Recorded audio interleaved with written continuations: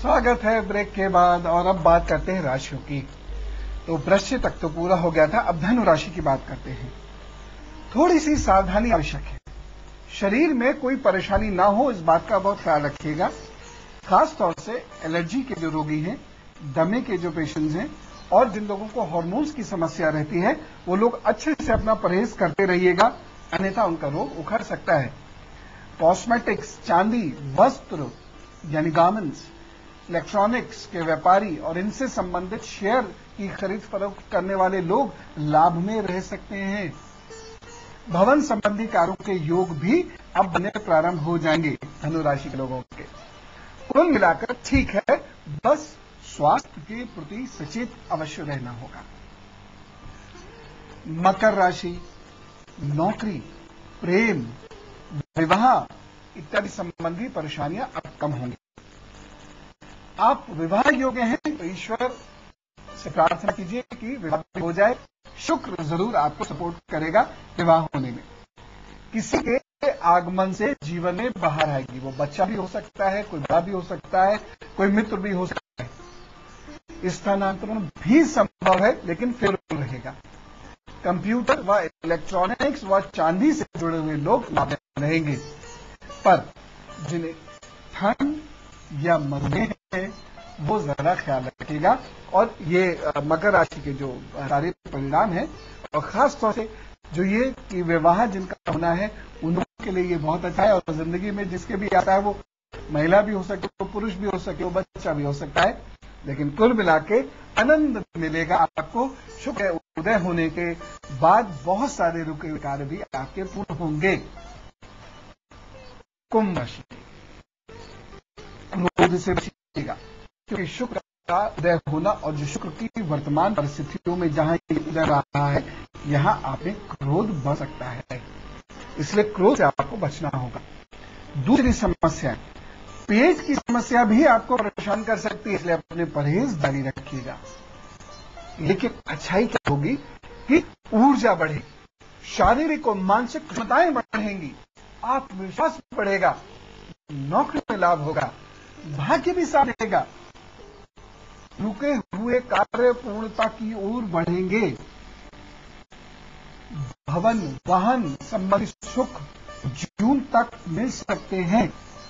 विवाह योग्य लोगों के लिए भी समय नवंबर तक लगातार अच्छा है, इसलिए खुश रहिएगा। खुश होने की जरूरत भी है, थोड़ा सा केयरफुल रहिएगा, क्रोध खासतौर से नियंत्रण करके चलिएगा। ईश्वर करे आपके सारे कार्य पूर्ण हो, सारे कार्य जरूर बनेंगे। फैट भी सकता है और विवाह योग्य लोग जरूर ध्यान रखिएगा, फैट बढ़े।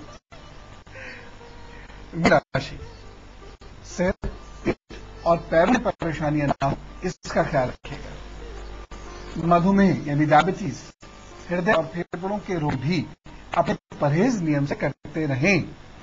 रिश्तों में जून तक बहुत सावधानी रखिएगा, अन्यथा कोई ना कोई गड़बड़ हो सकती है। कब बोलना तथा क्रोध करना, इस पर बहुत आपको काबू रखना होगा, नहीं उससे गड़बड़ हो जाएगी।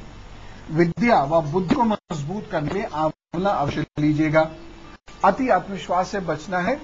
और जून से नवंबर ससुराल, पत्नी, बुआ, बहन और मां के कारण लाभ होगा।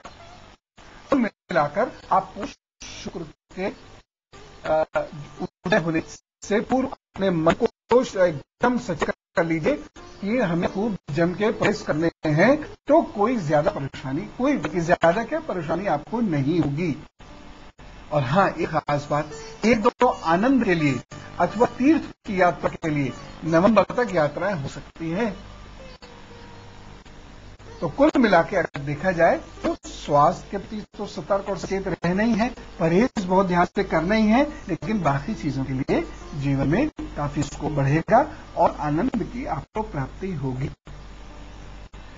शुक्र जीवन के लिए, विशेषकर भौतिक जीवन की सफलता के लिए बहुत जरूरी है।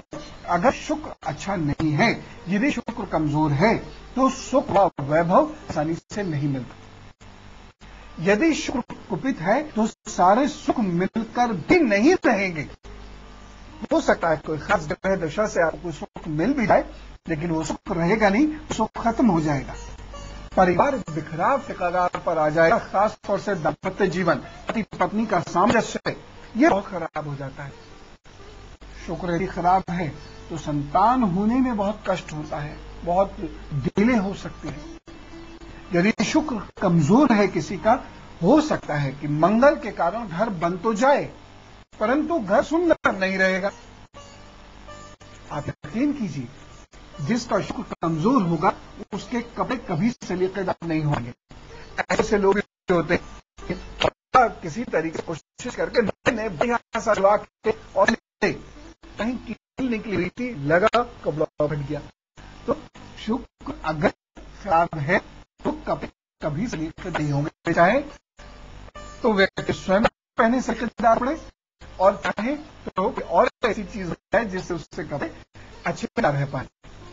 कमजोर शुक्र वाले व्यक्ति चेहरे व वाणी में आकर्षण नहीं होता तथा उसके अंदर भोजन बनाने की कला भी ना के बराबर होता है। बहुत सारी स्त्रियों का भी जिनका शुक्र कमजोर होता है, नैसर्गिक रूप से पाक कला में स्त्रियां प्रवीण होती हैं, लेकिन जिस स्त्री का शुक्र कमजोर होगा वो खाना तो बनाएंगे लेकिन उनके द्वारा बनाया गया भोजन सलीकेदार नहीं होगा या जायकेदार नहीं होगा, एक फॉर्मेलिटी हो जाएगी, बस खाना पूरी, क्योंकि भोजन बना के लोगों का पेट भरना ही है इसलिए भोजन होगा। खास तौर से जिन लोगों का भी शुक्र कमजोर होगा उनके जब भी वो खाना परोसेंगे, खाना गिराएंगे जरूर परोसते समय, और उनके हाथ से दूध जरूर छलकेगा, चाहे पीते समय छलके चाहे गैस पे रख के भूल जाए उस वजह से छलके। जिसका शुक्र कमजोर होता है उसके शरीर से कभी कभी बड़ी बुरी बास आती है, बदबू आती है उसके शरीर से। कुपित शुक्र वाले व्यक्ति के चेहरे व त्वचा पर रूखापन होता है तथा उसकी बातों में उसके चेहरे पर आकर्षण बिल्कुल नहीं होता है। एक अच्छी बात भी वो कहेंगे लेकिन कोई ध्यान नहीं देगा, क्योंकि हमारी बात तब सुनी जाती है जब हमारे अंदर एक चुंबकत्व हो। त्वचा की कुछ बीमारियां शुक्र के कारण होती हैं और इन बीमारियों का इलाज भी शुक्र के इलाज से ही होगा। और यदि शुक्र कमजोर है तो क्या होगा, त्वचा पर क्या प्रॉब्लम्स हो सकती है, कैसे उसका निदान होगा, एक ब्रेक के बाद जानेंगे।